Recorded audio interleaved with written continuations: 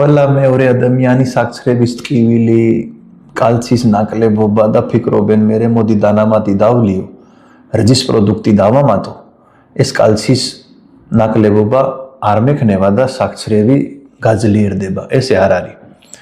ძროხა ხო არა სვამს, რძე. ძროხა ხო არა ჭამს, ხორცი. რას ჭამს? ბალახეული. იქიდან იგებს კალცია.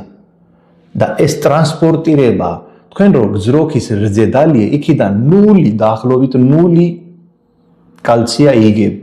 თქვენს თუ გინდა კალცია მიიგო, ბოსტნეული უნდა მოიტანო კვებაში.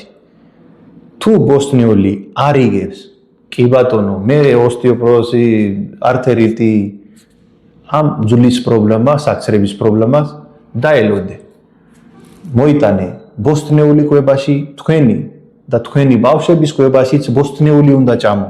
არაა საჭირო რძის დალევა. რძე გემოვნებითა. ბოსტნეული ჭამე, კალციის ნაკლებობა არ იქნება და პლუს კიდე ერთი ყველაზე კაი რამე რა იქნება. საჭირო ადგილი, სადაც კალცია ჭირდება, ბოსტნეულის ნაწამი, ბიო პოვნა არის ყველაზე მაგალი. იქ წავა, სადაც საჭიროა. არა იქ, სადაც საჭირო არ არის. კარგად და ჯანმრთელად.